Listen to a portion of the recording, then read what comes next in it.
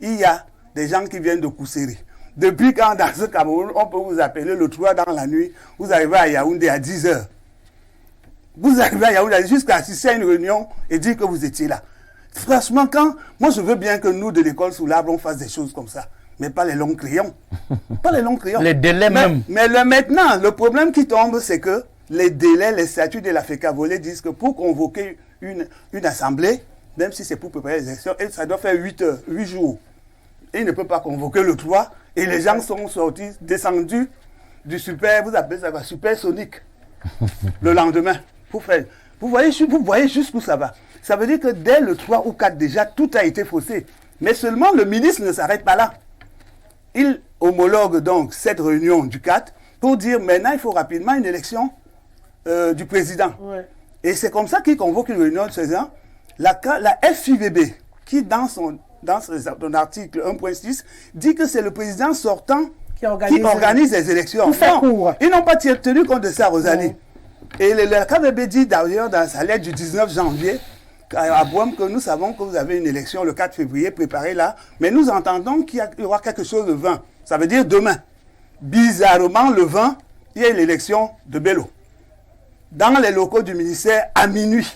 Parce que, ils ont dit qu'ils vont menacer de mort, non? Ils oublient que la télé aussi c'est pour nous. Les médias c'est pour nous. Parce que si on crie comme ça, moi je préfère crier ne pas finir comme Martinez Zogo. Donc on sait que si vous me trouvez allongé, sachez qui m'a allongé. Et c'est comme ça qu'ils reconnaissent quelqu'un qui est élu le 20. Et rapidement, ils le mettent à la présentation des vœux au Palais des Sports. Il adoube. Le comité olympique l'adoube. En une semaine, tout s'est fait en une semaine. Et je crois qu'une délégation allait au Maroc, à la KVB. Allez, on met M. Bello dans la troupe. Il part là-bas, on montre que non, il est en photo. La KVB l'a reconnu. On dit non, il faut donner les codes. La FIVB donne les codes. Tout ça se fait à la vitesse grand V. Et la lettre de la FIVB est tellement bien écrite pour dire que c'est monsieur, le président du comité olympique, qui a dit qu'ils adoubent ce président-là, avec le MINSEP. C'est-à-dire que le comité olympique et le MINSEP adoubent quelqu'un en froissant les statuts et règlements de la FIBB, de la FECAVOLE, et on veut nous faire accepter, et c'est un agrégé en droit, Rosalie, un agrégé en droit, pour que la FIBB écrive que nous, on ne peut pas aller à l'encontre de ce que le ministère a donc décidé. Attendez, quand un ministre froisse les lois, c'est pour ça que moi j'ai dit que Abouem reste là jusqu'à ce que le président Paul Biya dise à Abouem que quitte. Je fonctionne avec des ministres qui ne respectent pas la loi. D'accord. Comme pour dire que le ministre Moulekoli a l'habitude de faire des troubles, que c'est un fouteur de troubles. Mais c'est Rosalie, non, je veux dire même qu'on veut même que les gens fassent même des troubles un peu un genre. Mais quand vous êtes un agrégé, moi je dis que l'école sous l'arbre, un agrégé de droit qui plie le droit, qui tord le droit, et le comité olympique. Le comité, ils disent que non, c'est parce que Abouem a fait 10 ans. Monsieur Kalkaba est là-bas au comité olympique depuis combien d'années? Françoise Bango n'est pas là pour qu'on lui donne le comité olympique là. Elle a quand même fait ça. La meilleure même sur cette histoire, c'est que le ministre a même nommé un entraîneur national et chassé Akono qui a gagné 3 coupes d'Afrique des Nations. Et prendre un Allemand où on l'appelle Bruce là, qui a fait 20 ans ici au Cameroun, il a même été qualifié même pour un Koyota. Il dit que son salaire c'est 15 millions. Akono là, il réclame même ses primes. Des trucs derrière, le ministre est en train de chercher à... C'est-à-dire que c'est la guerre d'argent. Oui, et pour il y a plus de choses. Ils ont bravé la suspension, l'interdiction de manifestation du sous-préfet. Oui, voilà. Et autant de choses. Et quand vous parlez, ils vous menacent, ils vous disent qu'on va vous montrer. Bello Bourdan, là, qui était même suspendu du football à vie. Oui, et ils sont en train de faire des tournois par... Et puis, Rosalie, il faut dire que ils sont allés agresser Abouem au collège Johnson. En voulant le tuer, ils ont payé des gros bras pour aller le tuer. Bon, on ose croire qu'on ne va pas arriver jusqu'à... Non, mais Rosalie, mais c'est arrivé, je n'invente pas les vidéos. Je voudrais dire que quand les gens ne faudrait pas que le milieu du sport devienne un arrêt, ma soeur.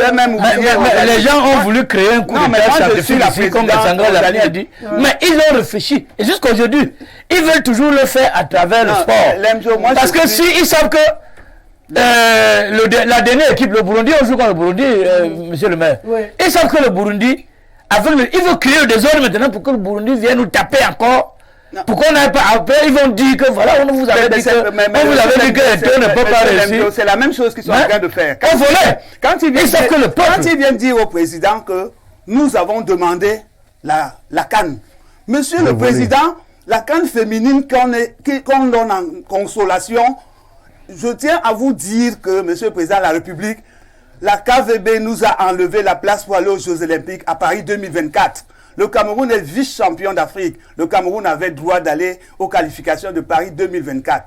Et avec toute cette magouille, parce qu'ils pensent venir vous brandir, qui vous donnent la CAN féminine parce que c'est leur gars de manger et boire, le Cameroun, vice-champion d'Afrique, monsieur, devait aller aux Jeux Olympiques. Tout à fait. À Paris. Et maintenant, vous savez qu'aller aux Jeux Olympiques, c'est en infrastructure, c'est en économie, c'est en formation, c'est en tout. Voilà. Quand on vous donne un lot de consolation, parce que quand ils viennent dire que Bello a ramené la CAN féminine, c'est un remerciement que Mme Bouchra donne pour nous fermer les yeux qu'elle nous a enlevés les Jeux Olympiques, parce que finalement, c'est la Tunisie et l'Égypte qui vont aux qualifications des Jeux Olympiques et pas le Cameroun. On ne doit pas accepter. Moi, je suis président des TGV Rosalie. Quand je vous dis que quand vous mettez les gens malhonnêtes, ils sont malhonnêtes partout. Moi, je me suis réveillé un matin, j'ai trouvé que tous les joueurs de TGV étaient dans l'équipe de M. Bello, qui s'appelle Mayo Kani. Oui, il y a ça. Et vous voulez que je croie en des gens comme ça? Vous voulez, voilà le président, un président qui vient dans votre maison, il ramasse vos choses et il part au marché. Qu'est-ce que Bello a même déjà fait? Vous voulez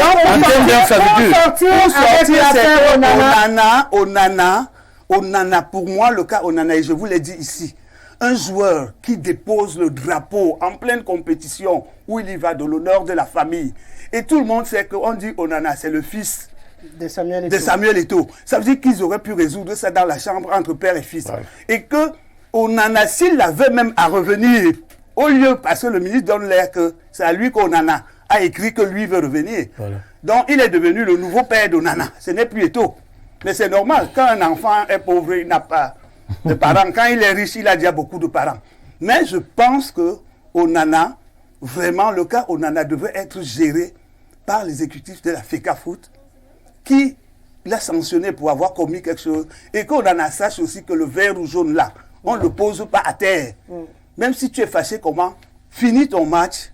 Si tu es si patriote que ça, un soldat meurt au front, l'arme à la main. Il n'abandonne pas les autres sur le champ de guerre. On ne peut même pas l'accuser, ce n'est pas lui qui a déposé. Que oui, on l'a fait déposer. La lettre du ministre est en train de montrer, on en a que, il est indispensable. Voilà. Mais le cimetière est plein de gens qui se croyaient indispensables. Yeah. Si c'est l'image-là qu'on veut donner à la jeunesse, que abandonner une équipe. Et comme on sait que nous, aujourd'hui, on dit que le sport du pauvre, c'est le lit. Le sport du Cameroun, c'est le football. On veut nous consoler en disant, bon, une victoire va faire ceci, la CAN féminine va faire cela, ça va montrer qu'on aime trop les jeunes. Non, si vous aimez les jeunes, donner les meilleures conditions de vie. Comme ça, on ne va plus s'accrocher ou aux croqueuses de diamants, ou au foot, voilà, ou au volleyball, ou des choses comme ça. Moi, je trouve que c'est un opportunisme mal placé que de se dire quelqu'un est dans une situation émotionnelle difficile, et moi, je profite pour dire que je suis en train de sauver le foot, et comme ça, je vais montrer que j'ai... S'il a quelque chose à faire, qui déterre d'abord l'hôtel qui est sous le souterrain. D'abord, il pleut même ces jours-ci. Si la poste centrale est inondée, j'imagine là-bas. Le président de la République n'a jamais demandé de construire l'hôtel 5 étoiles souterrain. D'abord, nulle part au monde, on n'a jamais vu ça. On n'a jamais vu... Monsieur le maire, vous voyagez beaucoup. Dites-moi dans quel pays vous avez vu. Il est bien vrai que les routes passent souterrain. Mais... On manque déjà, la circulation n'est pas fluide ici chez nous. Non pas construire l'hôtel souterrain. Souterrain, on a des problèmes même de lumière. Vous avez vu ça? Hein? Non, je n'ai même pas encore vu cet hôtel. Peut-être que l'hôtel enterré est en train de pousser comme le maïs. Donc peut-être qu'on nous dise.